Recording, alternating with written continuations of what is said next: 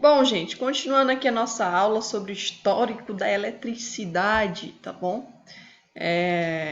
Nós vimos aí que durante o nosso texto do livro ele fala alguns termos, né? Fala aí sobre corpos eletrizados, corpos neutros, eletrostática, magnetismo, até que ele destaca em vermelhinho, né? Aqui do lado do livro de vocês, na página 287, tem um box explicando cada um desses termos. Temos aqui, ó, corpos eletrizados é a nomenclatura atribuída a objetos que passam a demonstrar propriedades elétricas depois de interagirem com outro objeto. Por exemplo, é o caso do âmbar após ser atritado contra a lã. Ele tem a capacidade lá de atrair os pedacinhos de objetos, outras substâncias, outros materiais, como é o caso das penas e das folhas secas. Então, ele é um corpo eletrizado, tá bom? Temos aqui, ó, corpos neutros, nomenclatura atribuída a objetos que não demonstram propriedades elétricas. Então, que não tem essa propriedade de atração ou de repulsão de outros materiais. A eletrostática é a parte da física que estuda as propriedades e o comportamento de cargas elétricas acumuladas nos objetos. A gente vai ver aí, né, que a eletricidade, que é a parte que estuda esses fenômenos elétricos, ela é uma parte lá da física, e dentro da eletricidade nós temos a eletrostática, que estuda aí mais especificamente as cargas elétricas acumuladas em objetos, tá bom? E aqui a definição de magnetismo, né? A capacidade que os ímãs têm de atrair o ferro, de atrair objetos metálicos, tá bom? Então, gente, continuando aí na página 287, nós temos aí, ó, o gerador elétrico e compreensão dos fenômenos que empregam a eletricidade. Em meados do século XVII, uma das correntes de pensamento que tentavam explicar fenômenos naturais acreditava que os corpos celestes influenciavam uns aos outros. Assim, a Terra influenciava a Lua e os demais planetas da mesma forma que outros corpos celestes influenciavam a Terra. Era o que pensava o físico e inventor alemão Otto von Guericke, que criou uma estrutura representativa da Terra para investigar os fenômenos elétricos. No ano de 1663, o Otto von Guericke, né, construiu um aparato com uma esfera de metais fundidos para estudar o movimento terrestre. A esfera continha uma grande quantidade de enxofre, né, uma substância química, enxofre. E para imitar o movimento de rotação do planeta, essa esfera foi fixada em um eixo horizontal com uma manivela. Com esse aparelho, Guericke observou que, se a bola fosse freada com uma das mãos, a esfera adquiriria propriedades similares às do âmbar, em virtude do atrito. Assim, ele não só inventou a primeira máquina capaz de gerar fagulhas elétricas, como descobriu a atração e a repulsão elétrica, criando então o primeiro gerador eletrostático. Então, como vocês viram, aqui tem uma gravura, né, do experimento do von Guericke. Ele colocou aqui essa esfera de ferro fundido com grande quantidade de enxofre, um eixo horizontal e uma manivela. Ele girava essa esfera e freava ela com uma das mãos. E aí ele observou que após isso ele adquiria propriedades elétricas, tá bom? Similares a do âmbar, certo? Aí vamos dizer que meio que sem querer, né, já que ele estava estudando, na verdade, eram os movimentos do nosso planeta, né, da Terra, ele acabou descobrindo aí os fenômenos de atração e repulsão elétrica e inventando o primeiro gerador eletrostático, certo? Então, essa aí foi uma grande contribuição para o ramo da eletricidade, né, dada aí pelo von Guericke, tá bom? Então, continuando, ó, as descobertas de Guericke são de um tempo em que pouco se sabia sobre a eletricidade e, por isso, chamaram a atenção de muitos estudiosos da época. Para se ter uma ideia de como era escasso o conhecimento sobre a eletricidade nesse período, era costume tocar os sinos nos campanários das igrejas para espantar os raios. Veja só que curioso. Quando havia uma tempestade, né, tocava-se os sinos das igrejas com a intenção de espantar os raios, para os raios não caírem próximos lá da população, né, que ficava ao redor lá da igreja. Em 1786, o Parlamento de Paris publicou uma lei proibindo tal prática, porque de 386 raios registrados, 103 pessoas foram fulminadas pelas descargas elétricas que desciam pelas cordas molhadas dos sinos. Olha só, ao invés de espantar os raios, na verdade, as torres das igrejas, por serem os pontos mais altos, geralmente, né, das cidades, atraíam como um para-raios esses raios, e o indivíduo que estava lá tocando o sino, né, na corda molhada, acabava tendo um choque elétrico, né? Então, nada de espantar, na verdade, atraía esses raios. Em 1705, o cientista inglês Francis Hounslow construiu uma máquina capaz de concentrar cargas elétricas em um objeto, produzindo grandes faíscas.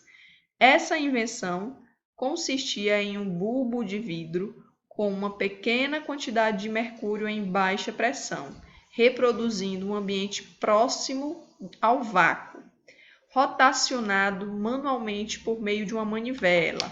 Esse daqui é o projeto do Hounslow, tá?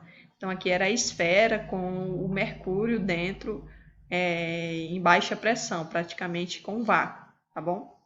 Ao tocar o bulbo com a sua outra mão, o atrito gerado entre ambos originava pequenas faíscas que produziam brilho forte o suficiente para iluminar o ambiente. Então veja aí, né, uma evolução aí da máquina do gerador eletrostático lá do Von Guericke, né? O Hounslow melhorou aí e conseguiu criar, né, faíscas elétricas bem mais intensas do que o equipamento do Von Guericke. Esse experimento foi muito importante para a história dos aparelhos elétricos, pois se tornou a base da lâmpada de descarga de gás, que posteriormente possibilitou o desenvolvimento das lâmpadas de neon e de vapor de mercúrio, né, as primeiras lâmpadas utilizadas pelo homem. A máquina produzia eletricidade eletrostática e se difundiu em larga escala pela Europa. Então vejam aí a contribuição do Hounslow para o desenvolvimento da eletricidade, o uso da eletricidade. Em 1729, o físico e astrônomo inglês Stephen Gray utilizou a máquina de Hounslow para estudar as propriedades de atração e repulsão elétrica. Em uma superfície com pequenas folhas de ouro espalhadas pelo chão, um garoto, suspenso por cordas de seda, recebia determinada carga de eletrização. Ao aproximar as mãos das folhas, estas eram atraídas pelas mãos. Ao tocá-las, eram repelidas.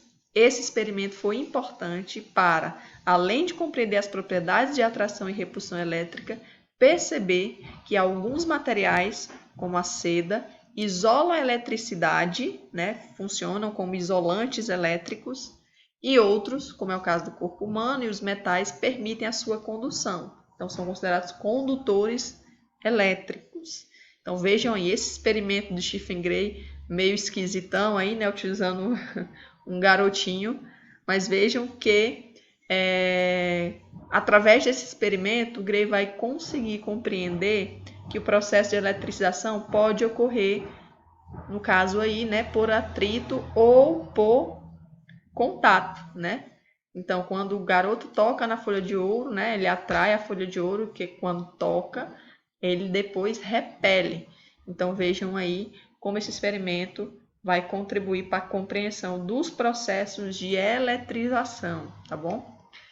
Gray concluiu que um corpo neutro podia ser eletrizado se entrasse em contato com outro corpo eletrizado.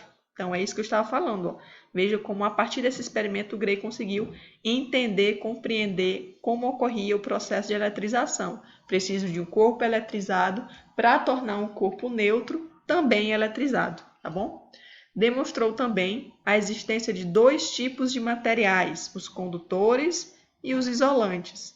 Essas experiências foram bastante divulgadas em todo o continente europeu e coincidiram com o nascimento de um movimento que tomava conta da Europa naquela época, o Iluminismo, né? Uma época em que houve um desenvolvimento muito grande da ciência, o homem buscou muito compreender os fenômenos naturais que o rodeavam, tá certo? Lá em História, vocês verão aí um pouco mais sobre o iluminismo, como ele defendia o desenvolvimento da ciência, como ele defendia uma visão mais científica do mundo, não mais relacionada a fenômenos sobrenaturais e etc. Tá bom? A máquina de Hauskby provocava um efeito tão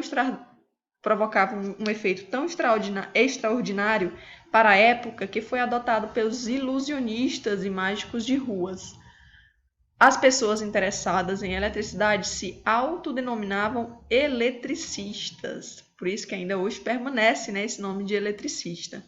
Em 1735, o químico francês Charles François de Cisternay-Dufay publicou uma carta contendo a descrição de dois princípios. O primeiro afirmava que um corpo eletrizado repelia todos os corpos que também estavam eletrizados e atraía todos os corpos não eletrizados.